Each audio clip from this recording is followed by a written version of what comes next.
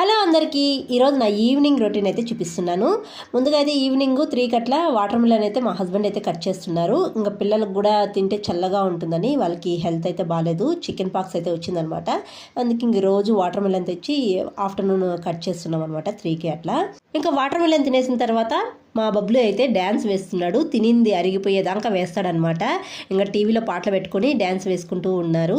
ఇంకా వీళ్ళు డ్యాన్స్ వేసుకుంటూ ఉంటే ఇంకా మార్నింగ్ నేను మా హస్బెండ్ వాకింగ్ వెళ్ళామన్నమాట మార్కెట్ సైడు. ఇంకా అలాగే మార్కెట్కి వెళ్ళి వాకింగ్ చేసుకుంటూ ఆకుకూరలన్నీ కొనుకొచ్చుకున్నాను. మార్నింగ్ టైంలో ఆకుకూరలన్నీ చాలా ఫ్రెష్గా వస్తాయండి.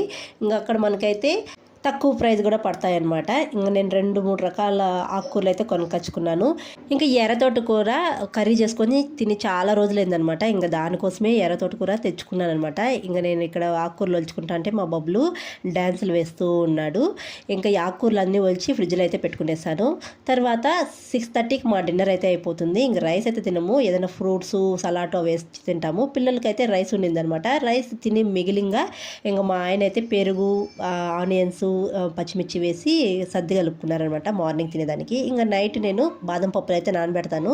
ఇంకా మా బబ్బులు పనుకున్నప్పుడు మామూలుగా గురగ పెట్టడం లేదు, నవతా గురగ పెడుతున్నారు. మీరు కూడా వినేయండి. ఇలాగే పెడతారా మీరు కూడా? కామెంట్ చేయండి. బాయ్.